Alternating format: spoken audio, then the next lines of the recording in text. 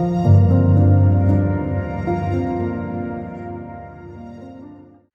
everyone, welcome back to my YouTube channel. I hope you're all well. If you're new here, I would be so grateful if you could give this a like and hit the subscribe button down below. So this is Joel and he is 9 weeks old. He was 9 weeks old yesterday, and you probably recognise him from Instagram because I do take endless photos and videos of him every day. So I thought it was about time that I actually filmed my birth story. I did put it on Instagram quite a while ago. I think he was about 2 weeks old at the time. So that's in one of my posts on my grid. But I did want to just film it as well. I used to love watching these when I was pregnant. I was on YouTube every day, probably for the last month of pregnancy, watching positive birth stories. Because I did the Positive Birth Company's Hypnobirthing course, and they do recommend to go on YouTube and do that. And it did really help, and I used to look forward to watching those every day. So I used to try and watch 2 a day. So if you're a first time mum, or even second, third, fourth time mum, and you're a little bit nervous about the birth, I would really recommend going on YouTube every day and watching some positive stories, because it will really help to get you into that mindset for birth and realise that yes, it can be painful, but it doesn't have to be scary, and it can actually be a really positive and uplifting experience. See, Joel is my first baby, and I have been very lucky with my pregnancy. I didn't have any complications. I was classed as low risk the whole way through. And my plan was to give birth in the midwife-led birthing centre at my local hospital. So it's attached, it's like in the main hospital. But if you have any complications, then the delivery suite is just down the corridor. So if you decide you want to have an epidural, or you need to see a doctor, or you need to go to theatre, it's really close. So yeah, that was my plan. I always wanted to have a water birth. That was my kind of like ideal birth. So yeah, I did my birthing plan with the midwife at, I think it was my 35-week appointment. That was over the phone because of COVID. And during that appointment, I said, obviously I wanted to have the water birth. I didn't really want to have an epidural unless I absolutely had to. I didn't want to rule it out because obviously I'm a first time mum. I don't know what the pain feels like. So I said, if I really need one, then I'll have one, but it's not at the top of my to-do list during my birth. I also really didn't want pethidine. Personal preference, it probably affects everyone differently, but a lot of people I know that have had babies and they had pethidine were very sick on it, and also the effect doesn't wear off that quickly, so I would have had to get out of the birthing pool to have that as well. Didn't even end up having the pool in the end, but I will get to that a bit later. So I said that I planned to do it kind of just using gas and air, and then I'd also bought a TENS machine off my friend for early labour, because I've heard it's really good for taking the pain off your lower back. So I bought that off her a few weeks before I was due. Again, didn't end up using it, but again, I will get to that in a second. I had a really uncomplicated and easy pregnancy the whole way through. I was very lucky, I do know that. Obviously I had the usual first trimester sickness when I said I'm never doing this again, and feeling very tired. But by about 13 weeks that had all disappeared, and I felt great during my second trimester. And then third trimester, again, I felt great. I could have easily have carried on overdue for about 2 weeks. Yeah, obviously my pelvic pain got quite bad in the end. But nothing that like I couldn't handle. I did actually love being pregnant, and I do really miss it.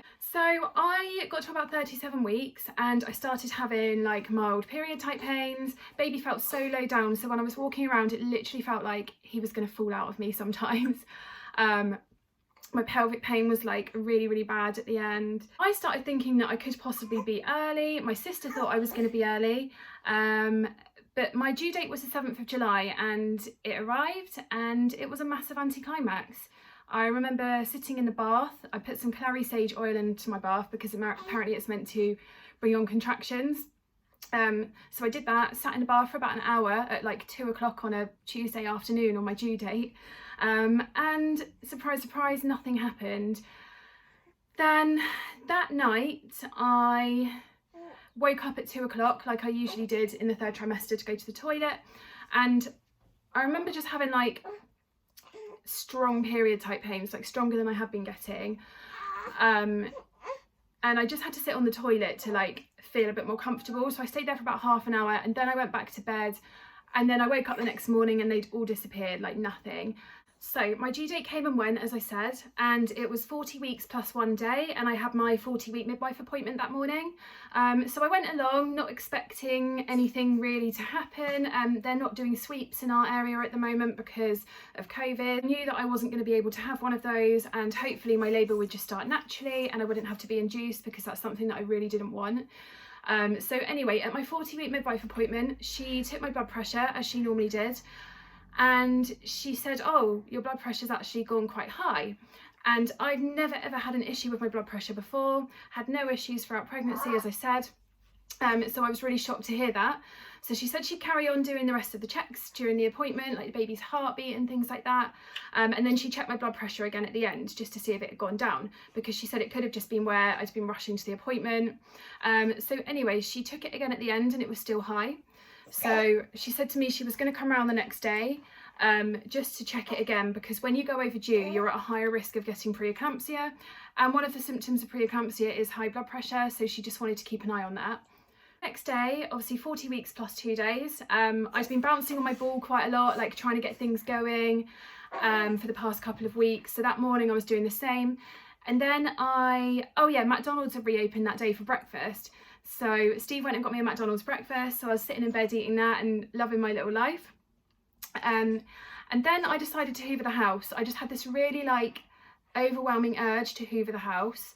I'd been nesting quite badly anyway, but yeah, that morning I was like, I've got to hoover today. Like, it's got to be done today. I can't even tell you what it was. It's crazy. So I got up and did that. And while I was doing that, I started having some mild period pains, but nothing really more than what I'd already been getting for the past few weeks. So I didn't really think anything of it. I thought, it's just one of those things. After I'd hoovered, I sat down to have some lunch and put something on Netflix. And this was about midday. Steve had been working from home that morning, but he'd just gone out to a meeting and he was going to be out all afternoon. So I sat down and had some lunch, and as I was watching Netflix, I started getting these weird tightenings. So every time I'd get one, my belly just went rock hard. And I thought, this is weird. This is not really what I've been getting before. It's a little bit stronger. It feels a bit different. I thought, right, because they feel a little bit different, I'm going to start timing them on my Freya app. So if you're doing the Positive Birth Company's course, you'll know about the Freya app. It's really, really good for when you're in labour. I think it's about $2.99 or $3.99, but it's well worth paying for. So on there are loads of MP3s, positive affirmations to listen to while you're in labour, guided meditations, and then you can also time your contractions, or surges as they call them in hypnobirthing. So I started doing that, and I was just sat on the sofa eating lunch, as I said, and they started, they weren't really in a pattern at that point. So they were kind of all over the place. So I'd have one, and then 5 minutes later I'd have another one, and then it would be another 10-15 minutes before I'd have another one. So I just thought, you know what, this probably isn't labour. I'll just wait for my midwife to come around and recheck my blood pressure from the day before, and it'll be fine. And then I think it was about half an hour later, I realised that I hadn't really felt him move much that morning. So I thought, because I'm having these tightenings and I haven't really felt him move much, I better just phone the maternity ward and pop in to be monitored, just to check that he's okay. And so I went upstairs to get dressed. They told me to come straight down, so I went upstairs to get dressed, and I phoned my midwife to say, don't worry about coming round because I'm going in, so they're going to check my blood pressure there anyway. So she said, okay, that's fine, I've got a clinic later there, so I'll pop in and see you if you're still on the monitor, and just see how you are. So I got dressed, and this is when the tightening started becoming a bit more regular. So I was still timing them on the app, and I would say they were kind of getting to every sort of 5, 6, maybe 7 at the most, minutes apart. So obviously Steve was still at work at this point. I hadn't said anything to him because I didn't want to say, I'm in labour, come home, because I didn't know that I was at that point. So I drove myself in. Was still having these tightenings on the way, and they were getting to the point where I was having to start doing my up breathing during them, but they were nothing that I couldn't handle. I wouldn't say they were painful, they were just slightly uncomfortable. So I got to the antenatal day assessment ward, and they hooked me up onto the monitor and just did the usual monitoring baby for 20 minutes when you've had reduced movements, and he was absolutely fine. However, my blood pressure was still high. So at this point they said to me, look, because your blood pressure's high and you're 2 days overdue, we're going to do the blood test to check if you've got preeclampsia. They did that. Luckily I didn't have it, but they said it was like a pregnancy related hypertension, which you can get when you go overdue. I think it's where your body's just kind of like, right, I've had enough, I want to get this baby out now. And they said to me, I wouldn't recommend that you go home. We kind of want to keep you in and induce you. And I said to them, look, you've just seen that I'm having little contractions on the monitor. I really don't want to be induced. I am 90% sure that I am in, well, probably 95% by this point because they were getting quite strong. I'm 95% sure that I am in labour. I know I'm a first time mum, but this isn't anything I've felt before. I know my body and I know that I'm in labour. And they kept saying to me, no, like, it's probably just Braxton Hicks, you're a first time mum. We're going to send you down to the antenatal ward to wait for a doctor to come and discuss induction with you. And we're not going to examine you at the moment because you'll probably just be 1 to 2 centimetres if you are in labour, and we don't want you to be disappointed. So I said, okay, that's fine. So this is the point where I phoned Steve just to let him know what was going on, because he had to bring my bag down to me, because at this point I was like, I'm not prepared, I've got nothing with me. My midwife was at the hospital at that point doing her clinic, so she popped in to see me and I just burst into tears because she told me that because of my blood pressure, the birthing centre now wouldn't accept my referral to give birth there. So I was so upset. I know they say not to get too set on your birth plan and you should just have birth preferences, but it is hard. You've kind of envisioned this like dream birth in your head. And I know only probably 1 to 2% of women get their exact dream birth that goes exactly to the plans that they had. But I still felt really gutted about it at the time, and I was just emotional. I'd left to go in to be monitored, and I actually said to my cat before I left, I'll see you in an hour, like I'll be home soon. And got there and found out I wasn't coming out again without a baby. So yeah, that was pretty scary. I still get emotional thinking about it. Sorry guys, just talking through it back. I haven't really, obviously I've told my friends how the birth went, but I haven't really been through it in this much detail, and it just brings it all back, and it's so emotional. It's such an amazing experience. But I just remember how scared I was that day when they told me that I wasn't going home again. And obviously I couldn't have Steve with me because of COVID. And yeah, at the time it was just hard. But like I said, it was still a very positive experience. So I will get to that in a minute, I promise. Oh, mum hormones, I honestly don't know where that came from. Trust me, the pregnancy emotions last longer than just pregnancy. So be prepared for that if your birth's coming up. It's all good, it's fine. Anyway, I see my midwife, and then they said that there was now a bed available on antenatal ward. So I went down there and I was just waiting for the doctor. There was a lovely girl opposite me who I remember was in to be induced, and I was having quite regular surges at this point and they were getting really uncomfortable. So I was just sat in a bed having a conversation with the girl opposite, and it was getting to the point where I was struggling to talk through them. So I think she could see in my face how uncomfortable I was, but I was still trying to be upbeat and not scare her, because she hadn't even been induced yet. So I really didn't want to terrify her. So I kind of just put on a brave face, put it to the back of my mind. I focused so hard on our conversation that it almost took my mind off each surge that I was having. And at this point, they were probably coming about every 2 minutes. They were quite regular. And then Steve texted me to say that he was outside with my hospital bag. So I went out to see him because obviously he wasn't allowed in till established labour had been confirmed because of COVID. So I was stood in a car park talking to him, and I think I was only there for about 5-10 minutes. No, probably about 5 minutes I was there for. And I had 3 surges during that time. So they were very close together, and it was probably because of my blood pressure, it was making everything go really, really quick. And I just remember leaning on him in the car park and just breathing through them. And at the time, neither of us realised how in established labour I actually was, because I hadn't been examined. So Steve saw me and he just assumed that I'd be 1 centimetre or something like that. So he said to me afterwards, when he saw me in the car park, I wasn't being a nightmare at all. I wasn't even like moaning through them or anything. I was just, you know, trying to do my up breathing and like leaning on him. But because he thought I was only 1 centimetre at that point and wasn't really that far along yet, he said to me afterwards he thought I was going to be a nightmare at that point, because he was like, if she's in this much discomfort now, what's she going to be like when she's like 8 to 9 centimetres? Anyway, went back into the hospital with my bag. Steve went home. And finally, after about 2 hours on the antenatal ward, maybe about 3, it was such a blur, the doctor managed to come around and see me.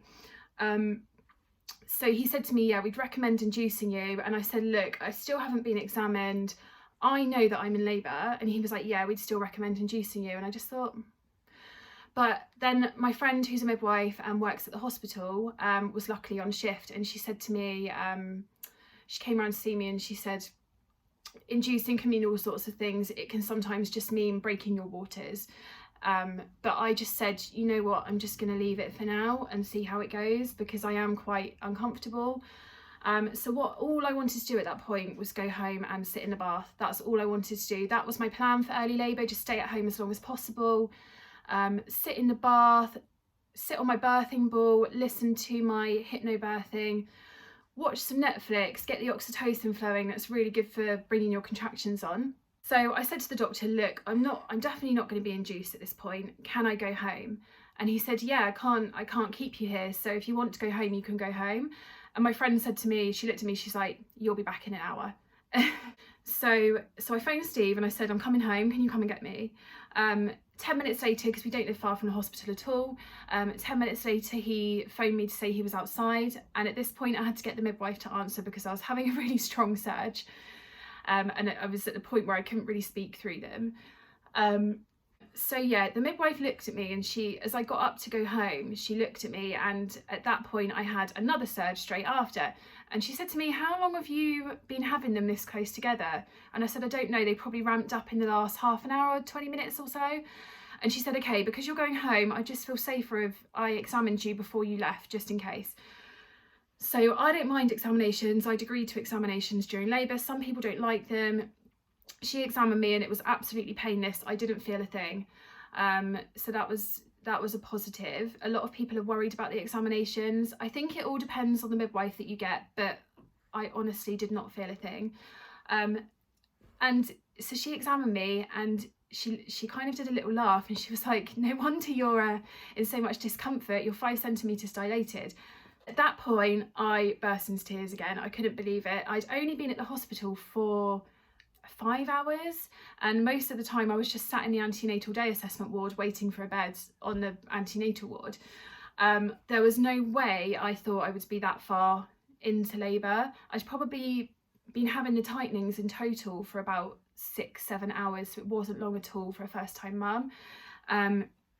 So at that point everything kind of ramped up a gear. I had to phone Steve again and say, hun, I'm not actually coming out, can you go home again and get the baby's bag and drive back here again, because when you get here you're coming straight in, because I am in established labour. We're not leaving here without a baby. So he, bless him, I think he was like panicking a little bit at this point. He just didn't expect that at all. I mean, who would? I'd told him 20 minutes earlier that I was coming home, so, and then suddenly he was going home to get the baby's bag because it was all happening. So at that point the midwives drew the curtain around me because I was still in the shared ward.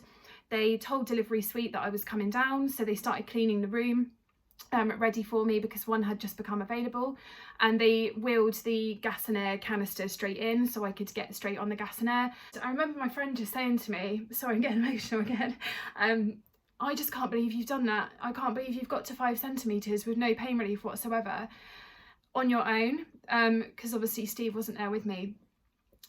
And it just makes you feel so strong. Obviously during COVID it's been hard. I was lucky that Steve was at both my scans with me, but I would say being in early labour alone, especially as a first time mum, it's hard. It just shows you that you can do anything. You can do anything that you put your mind to. And I just remember being in so much discomfort, and I was holding onto the bed because I had no one there with me. And it was hard. At the time it was hard, but when they told me I was 5 centimetres, I just felt so proud of myself because I'd had no pain relief at all, and I just couldn't believe that I was that far along. And I was just so glad that he could finally come in and be with me, so I wasn't going to be on my own anymore.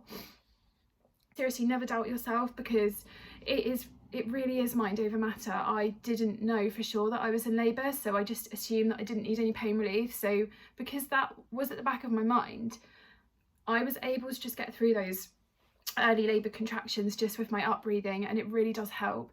So if you're doing the hypnobirthing course, I'd really recommend practicing your up breathing as much as you can, because if I can do it, and I get anxiety about things like that, if I can do it, I promise you anyone can do it.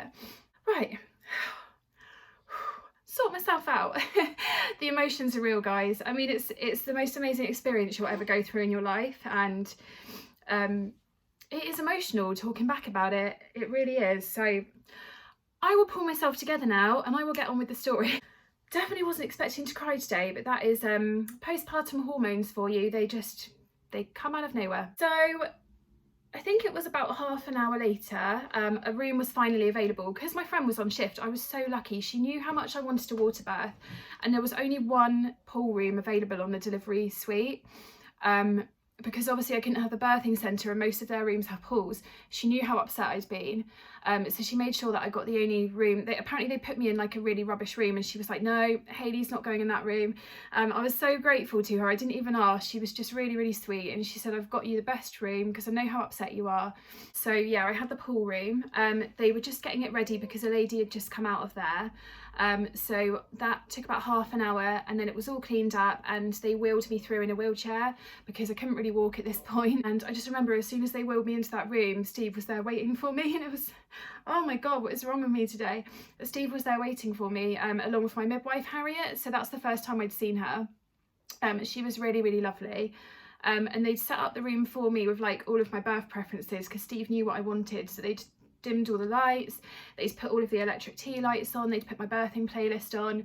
I mean, bless them, I was quite far into labour by this point to kind of properly appreciate all of those things. I think the environment is so important. If you're doing hypnobirthing, they tell you a lot about the environment, but I think you notice it more during early labour. I think once you get to about 6-7 centimetres, which I must have been by this point, you're not going to notice that as much, but it's still nice to have that around you. So definitely I would recommend packing anything you can just to make that hospital room feel a bit less clinical and a bit more homely. Anyway, I went into this room. It had a lovely pool, a big birthing ball in it. I was a bit too far along to use the birthing ball at this point. And with regards to the pool, so my friend had said to me, yes, I've got you the pool room, it's a lovely room, but because of your blood pressure, I'm not 100% sure if you're going to be able to have the pool, because they might need to keep monitoring you. So I just don't want you to see the pool and get your hopes up. And I said, no, that's fine. I think I was too far in labour to care at this point anyway. So I just assumed that I couldn't have the pool. But she'd mainly got that room for me because it was just such a nice room anyway. So it was all a blur from this point onwards, but I was probably only in that room, I think I went into that room at like 8:30 in the evening, and I had him at 10:55 at night. So I wasn't in that room for long at all, and it was literally all just a blur, and things were happening really quickly once we got in there. So I was still just on the gas and air at this point. However, I decided that I didn't really like it. I would take a few puffs of it when I could feel a surge coming on, but once the surge peaked, I just didn't like having anything in my mouth. I found my personal way to manage it was to throw my head around. So I was just on the bed, like doing that. Apparently I wasn't being that loud. Steve said that I wasn't, and he would tell me. I felt like I was, but he said that I really surprised him. I wasn't being loud at all. I was just kind of like breathing through. Then I had a sudden urge to go to the toilet, which you do apparently during the transition stage when baby's head's coming down. So I went and sat in the toilet for a bit, and obviously locked the door because I just wanted to be on my own. Steve and the midwife Harriet were still in the room outside, and I was only on the toilet for about 5 minutes or maybe less. It was all a blur at this point, but I had 3 surges in the space of that time while I was sat on the toilet, and they could hear me outside just kind of like moaning to myself in there. And I remember Steve came in for the first one and just sat in front of me while I was on the toilet and just held my hands and breathed through it with me. And then I sent him out because I just wanted to be on my own for a few minutes, because I just felt most comfortable on the toilet, and I just wanted to just try and get in the zone, because obviously where it had all happened quite quickly, I felt like I'd never really properly got into the zone and had that proper control that they say about with hypnobirthing. So the next surge happened about a minute later, it must have been, and I heard Harriet, the midwife, shout to me, "Hayley, are you going to have that baby in the toilet?" And I was like, "No." And she's like, "Can I come in and check?" And I was like, "No, I just want to be on my own." So I said, "I'll be out in a minute, don't worry, the baby's definitely not coming out." I think they were just getting worried because I had 3 like really close together. So anyway, I finished in there, came out, and I think at that point she said to me, I don't remember this, but Steve told me, she said to me, "Do you want me to fill up the birthing pool for you?" And if I'd been in early labour and actually been conscious of my decisions, I would have jumped at the chance. But I am absolutely kicking myself about this. I said no, because I just got back onto the bed and got as comfortable as I could do, and I just didn't want to move. I just couldn't move. And giving birth on a bed on my back was not what they recommend during hypnobirthing, and that's the last place I thought I would give birth. It's not what I wanted. But at the time, when you're in established labour and it's getting towards the pushing stage and you're transitioning, you cannot make any decisions for yourself. And then I think I was moaning about the fact that my lips were dry because I was on the gas and air. And she said to me, "Do you want me to get your lip balm out your bag for you?" And I said no to that as well. I was just saying no to everything. I was saying no to everything. Like, what is, like, who even am I? Yeah, I'm really kicking myself that I didn't get in the pool, because I think it would have helped, and I really wanted to have him in the pool. But hopefully, fingers crossed, next time I will get that chance to have a water birth. And if I don't, I will kick myself. So yeah, so at this point she said, "Look, I'm gonna examine you again if that's okay with you." And I said yeah, because I wanted to know how close I was to having him. So she examined me, and this time it was quite uncomfortable, I'm not gonna lie, but it was fine. It's nothing that you can't handle. She examined me, and I think it was only uncomfortable because I was having like pretty much back-to-back contractions at this point. And she said that I was 8 centimetres, but there was still like a little bit of membrane in the way because my water still hadn't properly gone. They'd just kind of been trickling. So she said it could be a while yet. And after that, it was all just kind of a blur. I was just getting through each surge as best I could. Barely had any pain relief at all because I just couldn't stand the gas and air, and I really didn't want pethidine. And I think that was the point where I said, "I can't do this anymore, I need an epidural." And she said to me, "I'll be honest with you, the doctors are back to back in theatre. I don't think you're going to be able to have one because you are really, really close now." And I said, "Okay, that's fine, but just request one anyway and we'll see how we get on." So she put the cannula in my hand, ready to have it. And then you have to read this card that you basically just have to read about all of the possible risks with an epidural and things like that. I couldn't even read it. Steve had to read it to me. But he was getting through like one section, and then I'd have another surge, and then he'd get through another section and I'd have another surge. So it took a while to get through it, but it didn't matter in the end anyway because I couldn't have one. And I didn't realise this at the time, but Steve told me afterwards, because honestly guys, it's such a blur. Like the whole of labour it's a bit like your wedding day. It's such a blur, and you don't really remember much back until people tell you things and you're like, "Oh yeah, that happened." And some of it you just don't even remember at all, but that's fine, that's okay. You just do what you need to do at the time. So yeah, anyway, Steve said to me afterwards that the whole time I was asking for an epidural, him and the midwife looking at each other and just kind of laughing, because they knew, like, not in a bad way, they weren't laughing at me, but they were just kind of giving each other that knowing sort of nod. Because when someone's transitioning, which is when obviously when the head starts coming down and you're very, very close to giving birth, it's so common, like most women will ask for an epidural at that point. They'll say they can't do it anymore. If you're going to lose control at all during labour, that's the point where you might temporarily lose control a little bit. And I wasn't bad. I remember saying a couple of times, "I can't do this." But they were so encouraging, and they were like, "You're doing so well, you can definitely do this, you've got this, and you're so close." And that really, really helped. Yeah, Steve and the midwife were kind of looking at each other and giving each other that sort of knowing nod, kind of as if to say, she's not going to have an epidural, she's not getting an epidural, she's lying to herself. So I was like, yeah, thanks for that, hun. Could have told me that at the time. But yeah, I thought that was quite funny actually. He told me that afterwards, because they just knew that I wasn't gonna have one. They knew that I'd got to 8 centimeters, barely even using the gas and air. So they knew that I was just transitioning and I was just being silly, and I didn't really need one if I'd got this far. So yeah, and I don't think it was long after that and I suddenly got the urge to push. And I said to the midwife, I feel like I might need to push. What shall I do? And she said, just go with your body, just do what you need to do. And that's what I wanted. I didn't want like coached pushing. I wanted to just try and do it all on my own if I could. So the next surge I gave it a go, and she said, yeah, I could feel his head coming down. And I think I looked back at my birth notes, it was a blur at the time, but I was only pushing for about half an hour, because I remember saying to her, how long does it take for a first time mum to push a baby out? And she said, 1 to 2 hours. First time mum, it can take time for everything to sort of like stretch. And I was like, I cannot do this. I cannot do this for another 1 to 2 hours. Like what is life? I'm not doing this for another 1 to 2 hours. I'm getting this baby out. Once I set my mind to something, because I always doubt myself, I doubt myself all the time. Once I actually set my mind to something, I get that strength and I'm like, I'm doing it. I'm going for this. I'm getting this baby out. And that's what I did, and I pushed him out in about half an hour, like 35 minutes. And honestly guys, it's not that bad. Don't get me wrong, there's a lot of pressure. There's a lot of pressure there.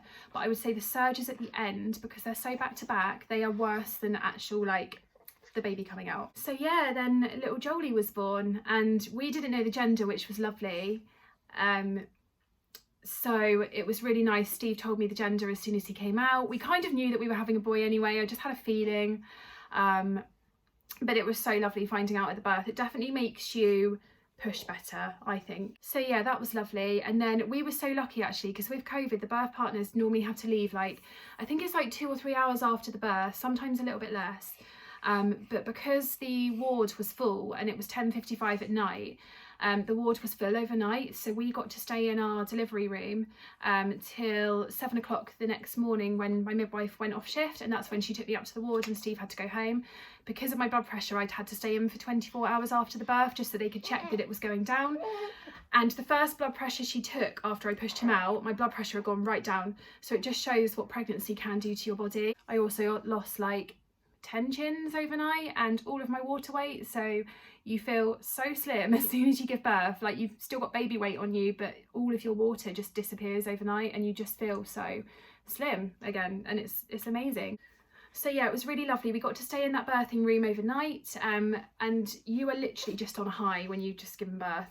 Literally just get that rush of adrenaline, and I couldn't have slept even if I'd wanted to. I wasn't tired whatsoever. Like, you've just pushed a human out of your body and you're wide awake. You don't even feel tired. You just get this rush of like energy. And so I stayed up all night with him. I think it was about 2 hours before I actually got up and had a shower. And as soon as I had in my head that I needed to have a shower, I was so excited just to get cleaned up at that point.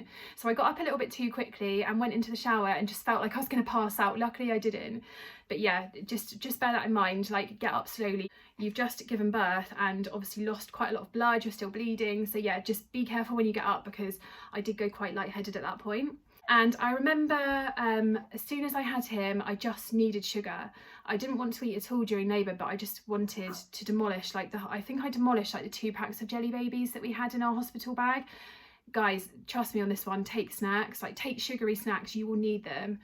Even if it's not for during labour, as soon as you've had that baby, you're going to need sugary snacks. You're going to need all of the energy that you can get. So yeah, but they stitched me up. That took about an hour, so stitches took a lot longer than I thought, but it was fine. I just used the gas and air at that point, and I had a 2nd degree tear, but like quite a bad one, I think, where I pushed him out quite quickly. So that has only just healed. I've just had my 8-week GP appointment and she's just confirmed that that's all healed up finally. But yeah, it takes time, and I'm going to do a separate video on what to expect in the 4th trimester, because I just feel like no one really tells you about that. And for me, the 4th trimester was probably more challenging than my whole pregnancy. I'd rather give birth again than do some things that I was faced with in the 4th trimester, But like I said, I'm going to do a separate video on that probably next week. But yeah, so after I got stitched up, like I said, we stayed in that room overnight. We still had the tea lights on, it was all dimmed. That was the point where I noticed my nice relaxing birth playlist, and we were just there like holding Joel, and it was so lovely. And I would just give anything just to go back to that moment, because it's absolutely amazing. So that's my birth story. I hope you enjoyed watching it. I'm sorry if I got a bit emotional. I really wasn't expecting to. I promise I didn't put it on for this video. I think just postpartum hormones, that your tears just come out of nowhere. You just cry at things you never cried at before. Yeah, I hope that's been really helpful for anyone that's due to give birth soon. It just shows that even if your birth doesn't go to plan, it can be such a positive experience. I would happily go back and do it all again. It's amazing. Obviously early labour, like I said, was hard because of COVID, but you can do it. If I can do it, anyone can do it. You've just got to focus on your breathing. I know it's easier said than done. I know, I've been there. But it just shows you how strong we actually are as women. And like I said, you can do anything you put your mind to. So if you're having a baby soon, best of luck. I really hope you've enjoyed this birth story and it's been helpful for you. Please feel free to hit the subscribe button below and give this video a thumbs up if you've enjoyed it. I will be aiming to upload twice a week with lots of new mum content and lifestyle vlogs as well. And I hope to see you again soon, guys.